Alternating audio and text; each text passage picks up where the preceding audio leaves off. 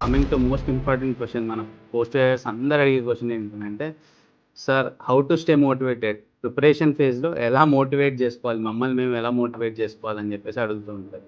So, ఇది actually individual question అండి. ఎవరికి వాళ్ళు ఎవరికి నచ్చినట్టు వాళ్ళు సెల్ఫ్ మోటివేషన్ అనేది చేసుకుంటూ ఉంటారు. నేను ఒక డిఫరెంట్ పర్స్పెక్టివ్‌లో జూస్తా.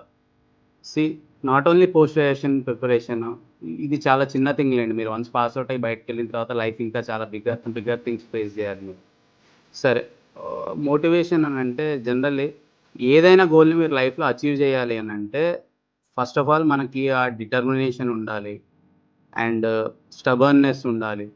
మోస్ట్ ఇంపార్టెంట్ థింగ్ ఈజ్ డిసిప్లిన్డ్‌గా ఉండాలి. ఫస్ట్ మన మైండ్‌కి గాని, మన బాడీకి గాని ఒక డిసిప్లిన్ అనేది అలవాటు చేయగలిగితే, ఆటోమేటిక్‌గా ఏ గోల్ అయినా మనం అచీవ్ చేయగలుగుతాం.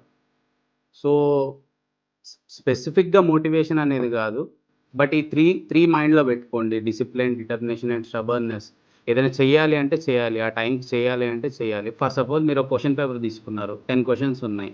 ఈరోజు ఒక 4 క్వెషన్సో, 5 క్వెషన్స్ చదవాలనుకున్నారు. ఎట్టి పరిస్థితుల్లో చదవాలి అంటే చదవాలంతే. ఆ 4 క్వెషన్స్ ఆర్ 5 క్వెషన్స్ ఫినిష్ చేయాల్సిందే ఎట్టి పరిస్థితుల్లో. అండ్ ఆల్వేస్ రిమెంబర్ దట్ చుట్టూరా మీకు ఉండే పర్సన్స్ ఎప్పుడు కూడా పాజిటివ్ మైండ్‌సెట్ ఉన్న పీపుల్‌ని మీరు మీ ఫ్రెండ్స్‌లా చేసుకోవడం బెటర్ అనమాట. మనం ఇది చదవలేము, ఇది చేయలేము అనేవాళ్ళు మన చుట్టుముట్టు ఉంటే ఏంటంటే అదొక నెగెటివ్ ఇంపాక్ట్ అనేది క్రియేట్ చేస్తుంది. And important thing is discipline is nothing but consistency అండి. సో, మీరు కన్సిస్టెంట్‌గా డైలీ ఎఫర్ట్ పెడుతూ ఉంటే obviously you will reach that goal. But one day ఏదో మనం చదివేసి నెక్స్ట్ డే మళ్ళీ చదవకుండా లేదు ఈ పని పడింది, ఆ పని పడింది ఇలా అయితే వర్కౌట్ అవ్వదు. ఎట్టి పరిస్థితిలో డైలీ చదవాల్సిందే.